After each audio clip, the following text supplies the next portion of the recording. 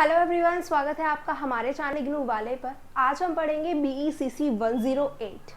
कुछ important questions पे बात करेंगे, ठीक है, और साथ में एक न्यूमेरिकल सॉल्व करेंगे BECC 108 का, ठीक है।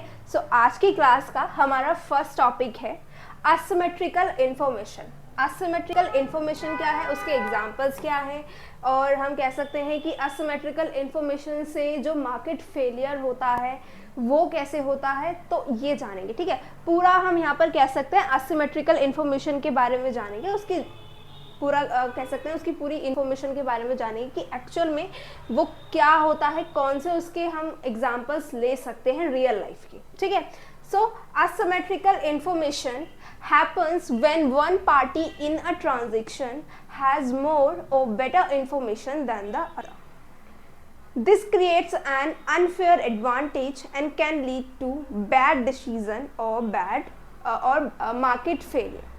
Asymmetrical information सीधा सीधा सा है। फॉर एग्जाम्पल, मार्केट में अगर दो पार्टी हैं, एक खरीदने वाली और एक बेचने वाली, तो खरीदने वाली जो होती है उसको इंफॉर्मेशन नहीं होती है वस्तु और सर्विसेज की, जितनी ज़्यादा इंफॉर्मेशन होती है बेचने वाली पार्टी को। कोई भी गुड है, लाइक कार आप खरीद रहे हैं और बेच रहे हैं, तो जो व्यक्ति कार बेच रहा है उसको इंफॉर्मेशन ज़्यादा होती है खरीदने वाले से, है ना, यही होता है। सो यहाँ पर असिमेट्रिकल इंफॉर्मेशन का मतलब यही है कि एक पार्टी के पास ज़्यादा इंफॉर्मेशन होना किसी दूसरी पार्टी से, ठीक है। अब ये क्या होता है, असिमेट्रिकल इंफॉर्मेशन ये क्रिएट करता है एक अनफेयर एडवांटेज, जाहिर सी बात है। और अगर आपने कार खरीद ली, ठीक है, जो भी उसने सेलर ने बोला कि हाँ ये आपको कार में फीचर्स वगैरह मिलेंगे, ठीक है, ये मॉडल है इसका, जो भी है, ठीक है, कार के बारे में उसने बताया आपको और आपने परचेज कर ली। लेकिन आपको थोड़े टाइम बाद पता चला, 1-1.5 महीने के बाद वो खराब होने लगी। वो क्या मांग रही है, सर्विस मांग रही है, या फिर वो खटारा ही है। बस जो बेचने वाला था उसने ऊपर से ही क्या कर दिया, उसको बिल्कुल दुल्हन की तरह सजा दिया था, क्लीन कर दिया था, वेल ग्रूम कर दिया था, ठीक है, उसकी सर्विस करा करके आपको दे दी थी, लेकिन वो तो खटारा थी। तो क्या है, बैड डिसीजन हुआ ना जिसने खरीदा, साथ में ये मार्केट फेलियर भी है, ठीक है। 1 बाय 1 पढ़ेंगे, पहले इसके एग्जांपल्स के थ्रू जान लेते हैं, ठीक है। पहला है बाइंग अ यूज्ड कार। एक जो कार है जो कि यूज हो चुकी है, ठीक है, मतलब कि आप खरीद रहे हैं एक सेकेंड हैंड कार, ठीक है। आप सेकेंड हैंड कार खरीदने जा रहे हैं आप, और जो बेचने वाला है वही जानता है कि कार की एक्चुअल सिचुएशन कंडीशन क्या है, वो उसका मॉडल क्या है, उसने कब खरीदी थी, उसने कितने साल चलाई, और वो अब कितने साल तक चल सकती है, उसका लाइफ टाइम क्या है, ठीक है। ना कि जो खरीदने जा रहा है उस व्यक्ति को पता होगी। तो बाइंग अ यूज्ड कार ज़्यादा पता है। अब इस प्रॉब्लम को हम पता है क्या कहते हैं, लेमन प्रॉब्लम कहते हैं, the lemons problem. Asymmetrical information में आ जाती है लेमन प्रॉब्लम, असिमेट्रिकल इंफॉर्मेशन में ही कह सकते हैं यूज होती है। किसने दी थी, इकोनॉमिस्ट जॉर्ज एकरलॉफ ने दी थी, ठीक है। इसी को कहते हैं हम लेमन प्रॉब्लम। जब आपने कह सकते हैं कोई एक सेकेंड हैंड जो कार थी वो खटारा कार आपने खरीद ली, ठीक है, आपने तो पे कर दिया, ठीक है, एक्चुअल में वो थी 50,000 रुपए की, आपने खरीद ली 2 लाख रुपए की, ठीक है, और फिर से आपसे क्या मांग रही है, वो उसमें सर्विसेज मांग रही है, पैसे मांग रही है। अब वो 1-1.5 महीने से ज्यादा नहीं चली आगे। तो पहला तो क्या हो गया, बाइंग अ यूज्ड कार। आपने क्या खरीदी है, एक यूज्ड कार खरीदी है, सेकेंड हैंड कार खरीदी है, ठीक है। चलो बाकी के examples, health insurance. Health insurance like एक इंश्योरेंस मैनेजर है जो कि विजिट करता है, फॉर एग्जांपल पर्सनल सेलिंग कर रहा है, ठीक है, विजिट करा किसी कस्टमर के पास उसने। अब कस्टमर के पास उसने विजिट किया, तो कस्टमर यहाँ पर आपसे छुपा सकता है, एक हेल्थ इंश्योरेंस मैनेजर से छुपा सकता है कि उसकी एक्चुअली क्या प्रॉब्लम्स है, ठीक है। हेल्थ इंश्योरेंस में जो मेडिकल इंश्योरेंस होता है उसमें बहुत सारी चीज़ें होती है, क्रिटिकल कह सकते हैं हम, मेजर प्रॉब्लम्स होती हैं, बीमारियां, डिसीज ऐसी होती हैं जो कि मेडिकल में कवर नहीं होती, ठीक है। तो मे बी ऐसा हो सकता है वो क्रिटिकल डिसीज उस कस्टमर को हो और वो कस्टमर हेल्थ इंश्योरेंस मैनेजर से वो बात छुपा ले और हेल्थ इंश्योरेंस खरीद ले। तो यहाँ पर प्रॉब्लम आ सकती है, बिल्कुल आ सकती है ना। अब कंपनी यहाँ पर क्या करेगी, loss money and raise prices, ठीक है, इसको हम कहते हैं एडवर्स सिलेक्शन, ठीक है। हेल्थ इंश्योरेंस में कौन सी आती है, एडवर्स सिलेक्शन आता है, ठीक है। A sick person know their health condition, एक व्यक्ति है जो कि बीमार है, वो एक्चुअल में जानता है कि उसकी हेल्थ कंडीशन कैसी है, ठीक है, ना कि इंश्योरेंस कंपनी जानती है, ना कि इंश्योरेंस जो हेल्थ मैनेजर आया है वो जानता है, ठीक है। चलो, एडवर्स सिलेक्शन समझ में आया, इसी को कहते हैं हम एडवर्स सिलेक्शन। अब बात कर लेते हैं यहाँ पर जॉब मार्केट की, ठीक है। फॉर एग्जाम्पल आफ्टर 12th आप जॉब के लिए गए, ठीक है, आपने अपना रिज्यूमे वगैरह जो भी था वो बनाया, उसमें आपने अपनी स्किल्स वगैरह डाल दी, जो नहीं भी आती थी आपने वो भी डाल दी। आपसे ज़्यादा कोई भी एचआर या फिर कोई भी कंपनी का मैनेजर, सीईओ या फिर ऑनर ही क्यों ना हो, आपसे ज़्यादा नहीं जानता कि आपके अंदर क्या स्किल्स हैं। तो जॉब मार्केट में भी हम कह सकते हैं असिमेट्रिकल इंफॉर्मेशन होती है, जहां पर एक जॉब एप्लीकेंट ही जानता है उसकी स्किल्स और उसके एक्सपीरियंस के बारे में, ना कि किसी भी कंपनी के एम्प्लॉयर, ठीक है। सो चलो, अब यहाँ पर इसको क्या कहते हैं हम, degree and certification act as signals to reduce asymmetry. अब जॉब मार्केट में अगर हमें असिमेट्री इंफॉर्मेशन को कम करना है तो वो कौन कम करता है, डिग्रीज और सर्टिफिकेट। डिग्रीज और सर्टिफिकेट मिलते हैं ना, ग्रेजुएशन कर रहे हो, ठीक है, तो ग्रेजुएशन में आपको क्या मिलेगी, डिग्री मिलेगी, तो वो डिग्री आपकी बताएगी कि आपके पास स्किल्स है या नहीं है, एक्सपीरियंस है या नहीं है, ठीक है जी। तो ये 3 एग्जाम्पल्स थे जो हमने पढ़े, कौन कौन से थे, पहला पहला था हमारा buying a second hand car, दूसरा था हेल्थ इंश्योरेंस, और तीसरा कौन सा आया आपका, जॉब मार्केट। असिमेट्रिकल इंफॉर्मेशन समझ में आई, उसके रियल लाइफ एग्जाम्पल समझ में आई। अगर एग्जाम में आता है असिमेट्रिकल इंफॉर्मेशन से रिलेटेड कुछ भी, ठीक है, तो आपने फर्स्ट ऑफ ऑल तो जो डेफिनेशन है असिमेट्रिकल इंफॉर्मेशन की वो लिखनी है, उसके बाद एटलीस्ट 2 एग्जाम्पल्स तो आपने रियल लाइफ के लिखने ही हैं। कौन कौन से, पहला लेमन प्रॉब्लम, यानी कि सेकंड हैंड कार जब आपने खरीदी है, दूसरा एडवर्स सिलेक्शन यानी कि हेल्थ इंश्योरेंस वाला, ठीक है। चलो आगे बढ़ते हैं अब।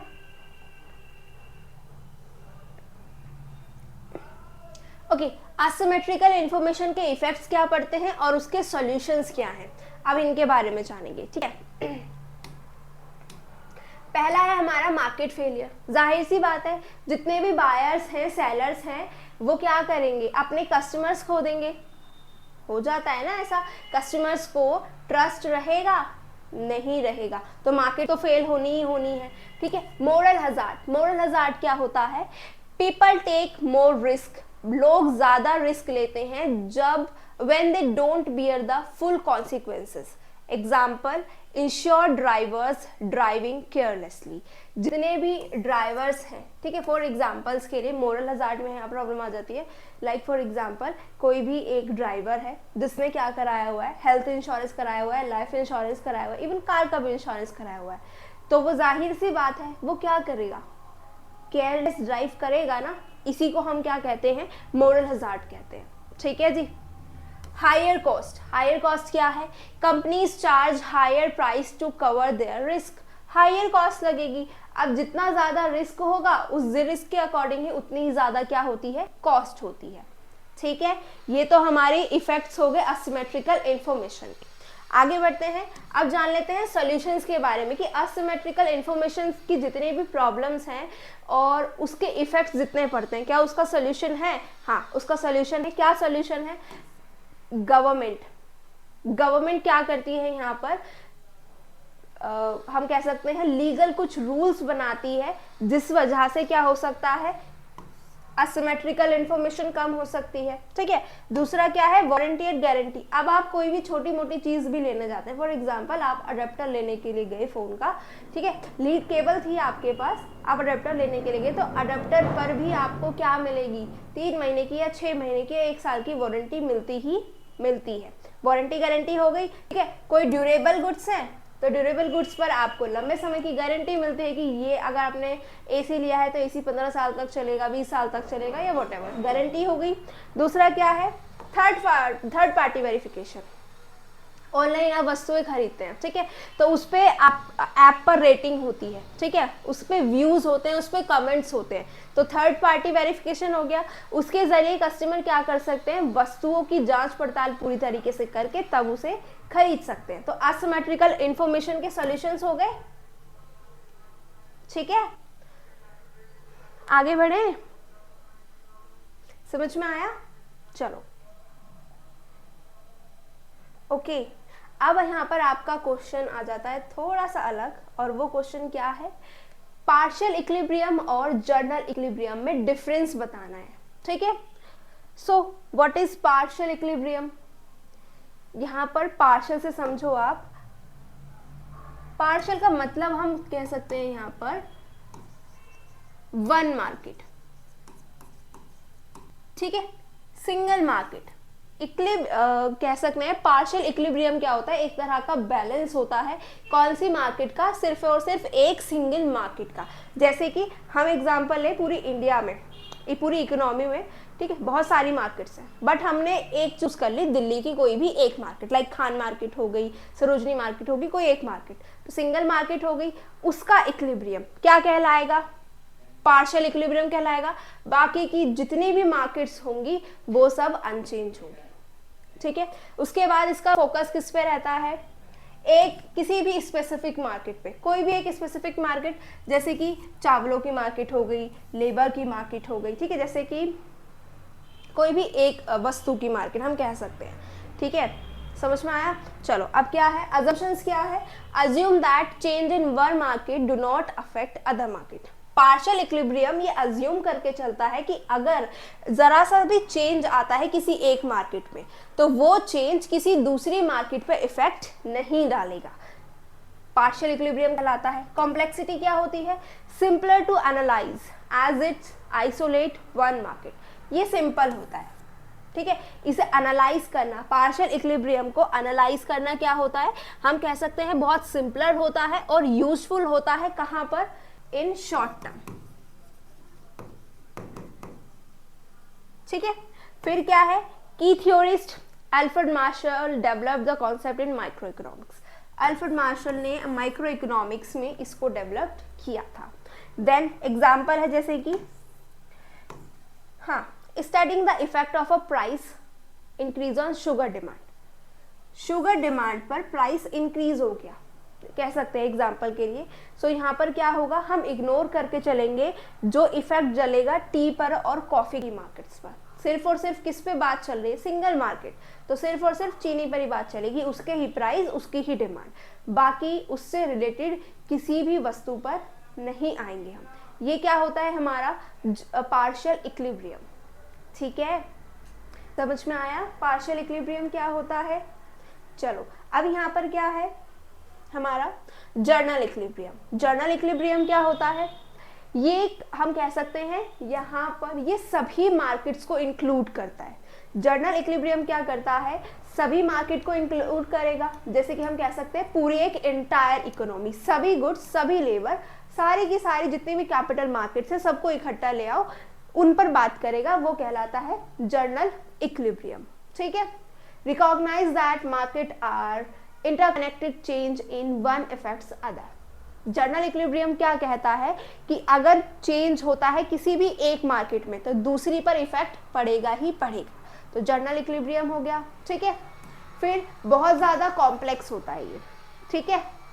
उसके बाद ये डेवलप किसने किया था, हम कह सकते हैं वॉलरस ने, लियोन वॉलरस ने इसको डेवलप किया था, कहाँ पर, जर्नल इक्विलिब्रियम थ्योरी में, ठीक है। जैसे कि फॉर एग्जांपल, यहाँ पर एग्जांपल के थ्रू समझ लेते हैं एक बार, studying how a change in fuel price affect transportation, food prices, wages and overall economic balance. ये एग्जांपल इसने अलग लिया है, हम शुगर वाला ही लेते हैं, ठीक है। शुगर डिमांड जो है अगर इंक्रीज हुआ, प्राइस इंक्रीज हुई उसकी, ठीक है, कोई भी हल्का फुल्का जो भी चेंज हुआ है, किसी भी फैक्टर में चेंज हुआ है प्राइस शुगर से रिलेटेड, तो हर एक मार्केट पे इफेक्ट पड़ेगा ही पड़ेगा, ठीक है। ऐसे ही अगर इसने बोला है कि चेंज आया है फ्यूल के प्राइसेस में, तो अफेक्ट पड़ेगा पूरी एक इंटायर इकोनॉमी में, तो ये क्या कहलाता है हमारा जर्नल इक्विलिब्रियम। समझ में आया, जल्दी से बोलो, समझ में आया क्या, चलो आगे बढ़ते हैं अब।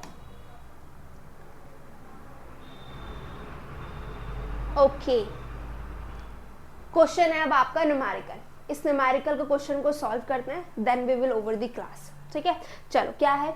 इन a Cournot duopoly model firm 1 and 2 produce output Q1 and Q2 respectively. ठीक है, दो फर्म्स हैं और दो फर्म ने आउटपुट प्रोड्यूस करे Q1 और Q2। ठीक है, मार्केट डिमांड आपको यहाँ पर गिवन है, ये रही Q इक्वल्स टू है Q1 plus Q2। Market demand एक ही बता दी है और यहाँ पर Q इक्वल्स टू दे दिया है क्या, Q1 प्लस Q2 दोनों मार्केट का। ठीक है, और यहाँ पर आपको टोटल कॉस्ट भी गिवन है, TC गिवन है 40Q। सो क्या क्या निकालना है, पहला तो निकालना है आपने drive the reaction curve of firm 1 and firm 2। ठीक है, पहला तो हमने रिएक्शन कर्व बताना है, बता देंगे। सेकंड में क्या करना है, कुर्नॉट नैश इक्विलिब्रियम क्वांटिटी प्रोड्यूस, यानी कि Q1 और Q2 की वैल्यू निकालनी है। ठीक है, उसके बाद इक्विलिब्रियम बताना है, सीधा सीधा सा इक्विलिब्रियम प्राइस बताना है।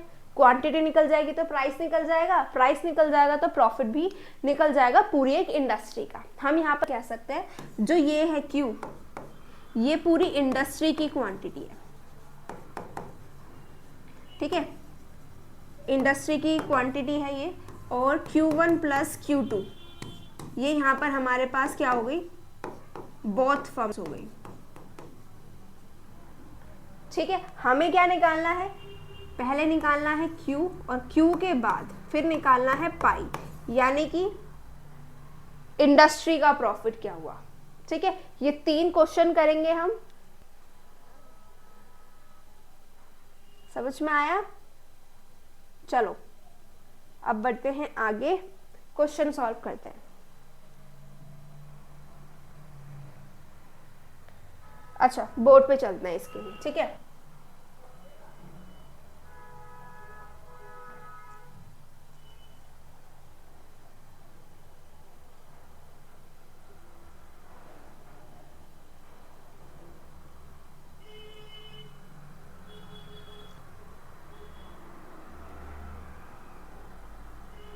चलो जी, हमारे पास ये क्वेश्चन आ गया है, अब बस इसको सॉल्व करते हैं। ठीक है, चलो क्या करना है, देखो हमारे पास गिवन है, पहले हम करेंगे फर्स्ट पार्ट। ठीक है, हम कह सकते हैं यहाँ पर हम करेंगे स्टेप 1, यानी कि क्वेश्चन 1 ये वाला। ठीक है, चलो क्या है, हमारे पास P गिवन है 280 माइनस Q, और हमें पता है Q इक्वल्स टू गिवन है Q1 प्लस Q2। ठीक है, सो हम यहाँ पर लिख सकते हैं 280 माइनस Q की जगह आ जाएगा Q1 plus Q2। So price actual में आया 280 माइनस Q1 माइनस Q2, ये प्राइस आ गया। ठीक है, प्राइस निकल गया। ओके, अब क्या करना है, अब हमें पता है यहाँ पर गिवन है TC कितना है 40Q। ठीक है, मार्जिनल कॉस्ट निकालते हैं, मार्जिनल कॉस्ट चाहिए ही चाहिए होता है। ठीक है, चलो मार्जिनल कॉस्ट कैसे कर निकालेंगे, डेरिवेटिव कर देंगे बस Q के रिस्पेक्ट में, तो ये आ जाएगा हमारा मार्जिनल कॉस्ट 40। ठीक है, और हाँ साथ के साथ इसको सॉल्व करते चलना। ठीक है, समझ में भी आने लगेगा। ये समझ में आया क्या किया ये? चलो आगे बढ़ते हैं।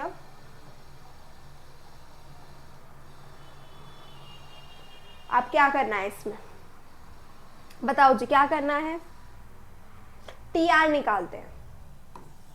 ठीक है, देखो पाई कैसे निकालते हैं हम, यहाँ पर कहते हैं अगर प्रॉफिट की बात करें तो प्रॉफिट क्या होता है, हमारा होता है TR माइनस TC। ठीक है, उसके लिए हमें निकालना पड़ेगा पहले TR, और TR क्या होता है P इंटू Q होता है। ठीक है, और यहाँ पर हमारे पास जितनी भी मार्केट है वो मार्केट कितनी है, 2 मार्केट है, तो उसके हिसाब से हमारा जो TR निकलेगा, TR भी कितने निकलेंगे, 2 ही निकलेंगे, पहला TR1 और दूसरा निकलेगा हमारा TR2। अब सवाल है यहाँ पर ये कि प्राइस तो हमारे पास एक ही है, क्वांटिटी कितनी है, 2 है, Q1 एंड Q2। तो मल्टीप्लाई भी हम TR1 के अकॉर्डिंग करेंगे। अगर TR1 निकालने हैं तो मल्टीप्लाई भी Q1 से होगी, ना कि Q2 से। ठीक है, तो P इंटू Q1 हो जाएगा। ठीक है, चलो करते हैं।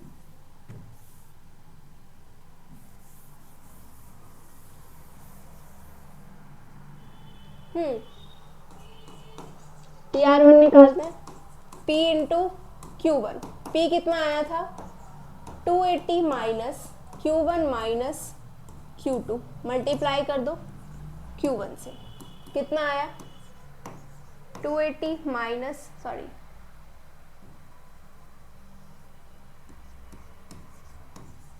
280 Q1 की मल्टीप्लाई हो गई यहाँ भी, माइनस Q1 का square minus Q1 and Q2, TR1 आ गया। ठीक है,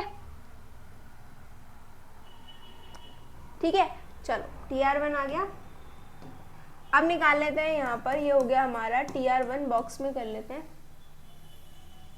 अब निकाल लेते हैं हम यहाँ पर TR2, सेम वही प्रोसेस, P इंटू Q2 आ जाएगा बस। सो 280 minus Q1 minus Q2 multiply Q2, सो क्या आया 280 Q2 minus Q1 Q2 minus Q2 का स्क्वायर, ये हमारा आ गया TR2।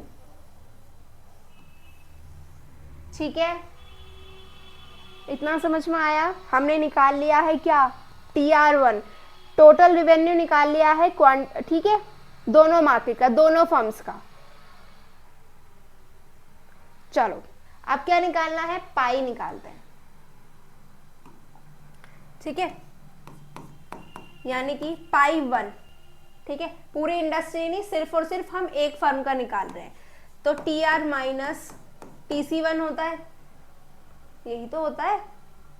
चलो TR1 कितना है, 280 Q1 माइनस Q1 का square minus Q1 and Q2 minus TC कितना था हमारा, टोटल कॉस्ट था 40Q, चलो माइनस कर दो 40Q1। ठीक है, क्योंकि अभी हम पहली मार्केट, पहली फर्म के बारे में बात करें तो Q1 आएगा। ठीक है, माइनस कर दो, कितना आ जाएगा, ये वैल्यू आ जाएगी हमारी 240 Q1 माइनस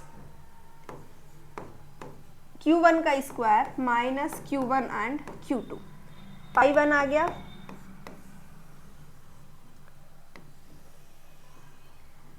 अब क्या करना है, सेम एग्जैक्टली पाई 2 निकालते हैं। ठीक है, पाई 2 कैसे निकालेंगे, TR2 माइनस TC2, TR2 कितना आया है हमारा, मेरा 280 Q2 minus Q1 Q2 minus Q2 का स्क्वायर, और TC कितना आएगा हमारा 40Q2, कितना आएगा 40Q2। चलो वैल्यू निकाल देते हैं पाई 2 की, सेम वही, बस माइनस करना है। ठीक है, बाकी सब एग्जैक्टली आ जाएगा। सो कितनी आएगी वैल्यू, ये आ गई हमारी 240 Q2 minus Q1 Q2 minus Q2 का स्क्वायर। हम ले आए पाई भी। ठीक है, TR1 निकाल दिया, TR2 निकाल दिया, और पाई 1 पाई 2 भी निकाल दिया। ठीक है, हमारा यहाँ पर खत्म होता है पहला स्टेप। पहला स्टेप मान लीजिए खत्म। ठीक है, अब यहाँ पर बात करेंगे हम सेकेंड स्टेप की। ठीक है, यहाँ पर शुरू होगा आपका स्टेप 2, यानी कि कह सकते हैं जो हमारा सेकेंड पार्ट है वो शुरू करेंगे।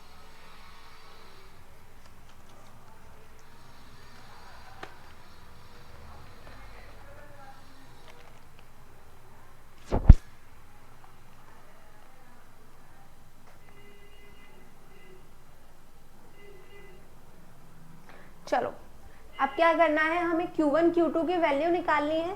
ठीक है, तो Q1 Q2 की वैल्यू कैसे निकलेगी, डेरिवेटिव करना है। जो हमारे पास पाई 1 और पाई 2 आया है उनका डेरिवेटिव करेंगे। ठीक है,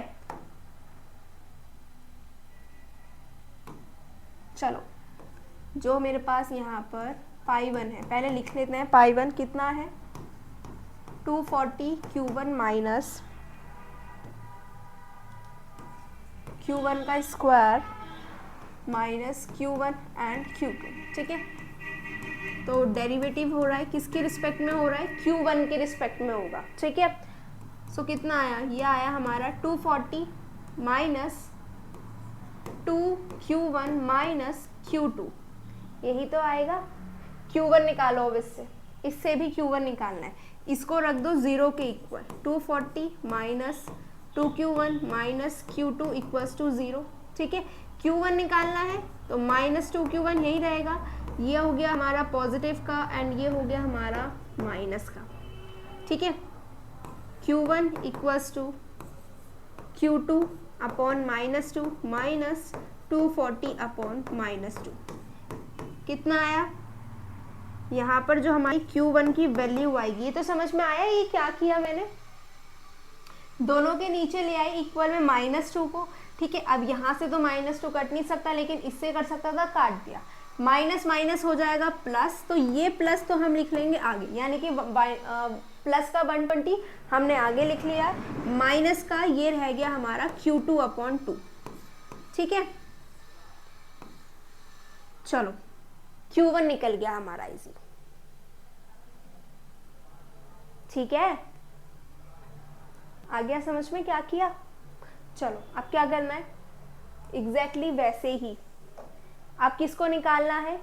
पाई 1 निकाला था, ऐसे ही पाई 2 को निकाल देते हैं, ठीक है। बहुत ध्यान से करना है, इसमें कंफ्यूजन नहीं होनी है, ठीक है। इसमें कंफ्यूजन नहीं होना। Q1 Q2 माइनस Q2 का स्क्वायर, डेरिवेटिव कर दो, Q2 की रिस्पेक्ट में होगा, ठीक है। तो कितना आया? 240 माइनस Q1 माइनस 2Q2, इसको इक्वल रखो 0 के, 0 के इक्वल रखो। सेम एग्जैक्टली ऐसे ही सॉल्व कर दो, तो ये आएगी हमारी वैल्यू Q1 माइनस 240। सो Q1 की वैल्यू आएगी, यहाँ पर Q2 है, सॉरी, Q2 की वैल्यू Q1 माइनस 240, ये अपॉन में कितना आ जाएगा? -2, ये भी आ जाएगा -2, ये कटा, तो Q2 की वैल्यू कितनी आई? 120 माइनस Q1 अपॉन 2, ठीक है। Q1 Q2 की वैल्यू आ गई है,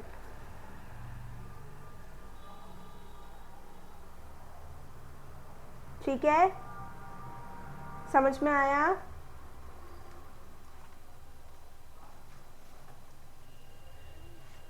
TR1 TR2 pi 1 pi 2 and जो Q1 Q2 की वैल्यू निकाली है, ये आपको समझ में आई क्या? अब बस थोड़ा सा रह गया है, बस सिंपल है, सब्स्टिट्यूट करेंगे, सब्स्टिट्यूट करके वैल्यू आ जाएगी, और जब Q1 Q2 की वैल्यू आ गई तो जाहिर सी बात है हमारे पास इक्विलिब्रियम भी आ जाएगा और टोटल प्राइस भी आ जाएगा, और उसी के अकॉर्डिंग हमारे पास प्रॉफिट निकल आएगा इंडस्ट्री का, ठीक है। चलो आगे बढ़ते हैं अब, ठीक है। Q1 निकालते हैं, कैसे करेंगे? सब्स्टिट्यूशन मेथड लगा लेते हैं, ठीक है। क्या था हमारा? Q1 इक्वल्स टू, Q1 कितना आया था हमारा? सेम ऐसे ही आया था, कितना था? -120 माइनस Q2 अपॉन 2 था, यही था, ठीक है। और Q2 कितना आया था? वो था 120 माइनस Q1 अपॉन 2, यही था ना। चलो आप सब्स्टिट्यूशन मेथड लगा देते हैं।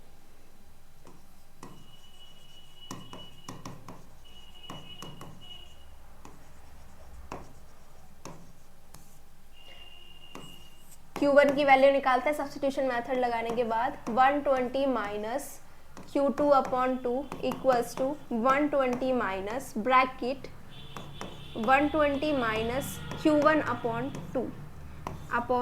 2 ऐसे आएगा। ठीक कर रही हूँ ना? बिल्कुल नहीं, क्या है? जो हमारा 2 आएगा वो सिर्फ और सिर्फ किसके नीचे आएगा, इसके नीचे आएगा। ठीक है, चलो अब क्या करना है, ये Q1 साथ में चल रहा है, ये हो जाएगा हमारा 2Q1, मल्टीप्लाई कर दी मैंने डायरेक्ट। ठीक है, इक्वल्स टू कितना रह गया 120 माइनस 120 माइनस Q1 अपॉन 2, ये ऐसे है।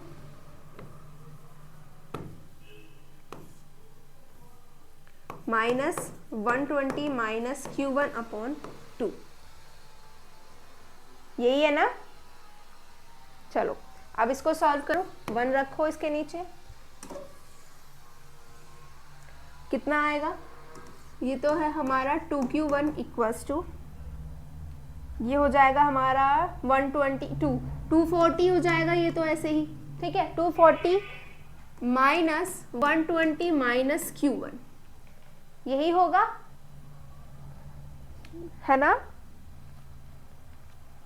और क्या होगा, ये अपॉन में 2, ये नहीं भूलना है, साथ में प्लस माइनस की गड़बड़। देखो प्लस माइनस की गड़बड़ क्या हुई है, ये अब हमारा पॉजिटिव का हो जाएगा, ब्रैकेट ओपन हो गया तो ये पॉजिटिव का हो जाएगा। ठीक है, अब क्या है 2Q1 इक्वल्स टू, माइनस कर दो, ये आ जाएगा 120 minus Q1 upon 2, sorry plus Q1 upon 2, 2Q1, Q1 वाले साइड एक तरफ ले आते हैं तो कितना होगा, ये आ जाएगा हमारा 2Q1 minus Q1 upon 2 equals to 120 upon 1 2 equals to 120, ये हो जाएगा 2 2 ज़ा 4 Q1 माइनस Q1। ठीक है, कितना आया, ये आ गया हमारा 3Q1 upon 2 equals to 120, 3Q1 equals to, ये हो गया 240, सो Q1 इक्वल्स टू कितना आया 240 अपॉन 2, Q1 की वैल्यू आई कितनी, Q1 की वैल्यू कितनी आएगी बताओ बताओ। अच्छा एक चीज ठीक है, ये तो 2 तो यहाँ पर रहेगा ही नहीं ना, ये तो 3 आ जाएगा ना। अच्छा ठीक है, यहाँ पर 3 आएगा तो कितना आ जाएगा 3 8 जा 240। ठीक है, तो ये कितनी आएगी वैल्यू आपकी 3 8 जा 24, 80 आ जाएगी। Q1 की वैल्यू कितनी आ गई आपकी 80 आ गई। ठीक है, Q1 की वैल्यू जब 80 आ गई, चलो तो अब जब Q1 निकाल लिया है तो Q2 भी निकाल लो ऐसे ही। कैसे आएगा Q2 कितना था हमारा 120 माइनस Q1 अपॉन 2, तो Q2 equals to 120 minus Q1 कितना है 80 अपॉन 2 है, अपॉन में 1, Q1 इक्वल्स टू 2, ये हो जाएगा हमारा फिर से वही 240 माइनस 80, यही हो जाएगा। फिर Q1 इक्वल्स टू 240 माइनस 80 हो जाएगा आपका 160 अपॉन 2, और Q2 की वैल्यू भी आएगी कितनी 80। ठीक है, दोनों की वैल्यू कितनी आई है, Q1 और Q2 की वैल्यू कितनी आई है हमारी 80 80 आ गई। ठीक है, स्टेप 1 और स्टेप 2 आपका कंप्लीट है। अब स्टेप 3 पर आते हैं। ठीक है, स्टेप 3 पर क्या है, हमें निकालना था इक्विलिब्रियम प्राइस। क्या निकालना है, इक्विलिब्रियम प्राइस, यही तो निकालना है। और हम जानते हैं Q इक्वल्स टू था Q1 प्लस Q2, तो Q इक्वल्स टू कितना आया, Q1 80 था और Q2 भी 80 था, तो कितना हो गया, पूरा जो क्वांटिटी कितनी आई 160 आई। ठीक है, और हमारा प्राइस कितना था, वो कितना था 280 माइनस Q था, आई थिंक चेक कर लेते हैं एक बार। हाँ 280 माइनस Q था। चलो बस सिंपल सा है, इसको माइनस कर दो। माइनस करने के बाद कितना आ जाएगा, 280 में से क्या माइनस करेंगे आप, P माइनस 280, Q आया 160, तो यही तो माइनस करेंगे, तो प्राइस कितना आएगा बस माइनस कर दो, कितना आ जाएगा आपका 0.61। प्राइस आ गया आपका कितना 120। ठीक है, इक्विलिब्रियम प्राइस निकाल लिया, कंप्लीट हो गया इक्विलिब्रियम प्राइस निकलने से। अब एक होमवर्क है आपका, क्या है देखो, हमें निकालना था प्रॉफिट। प्रॉफिट क्या है हमारा पाई 1 प्लस पाई 2 करना, तो इक्वल्स टू क्या आ जाएगा आपका पाई निकल के आ जाएगा। ठीक है, पाई आ जाएगा निकल के। और हमने निकाला था TR1। TR1 क्या होता है, P इंटू क्यू होता है ना 1। सीधा सीधा सा TR1 1 2 सब छोड़ दो, सीधा TR निकालना। ठीक है, कैसे, TR equals to P into Q. P कितना है हमारा 120 इंटू Q कितना है हमारा 160, तो हमारा आ जाएगा TR। जो भी आएगा वो आपने करना है। ठीक है, TR निकल जाएगा। अब जब TR निकल जाएगा तो उसके अकॉर्डिंग ही आपका पाई निकल जाएगा। पाई कितना होता है हमारा TR माइनस TC होता है। सो TR कितना है जो भी आपका आएगा। ठीक है, TR माइनस TC कितना होता है, TC कितना है हमारे पास 40Q, 40 इंटू क्यू, तो 40 कितना है माइनस TR की वैल्यू आएगी वो यहाँ पर पुट करना, 40 इंटू क्यू कितना आया है हमारा 160। That's it. अब आपका यहाँ पर पाई भी निकल के आ जाएगा। ठीक है, ये आपका होमवर्क रहेगा। समझ में आया, समझ में आया क्या? आशा करती हूँ आपको ये क्वेश्चन न्यूमेरिकल था, थोड़ा सा टफ है बट मोस्टली रिपीट होता है, हर साल क्वेश्चन रिपीट होता है ऐसा ही। ठीक है, तो बहुत अच्छे से प्रैक्टिस कीजिएगा। ठीक है, चलो बाय बाय, नेक्स्ट क्लास में मिलते हैं। Thank you.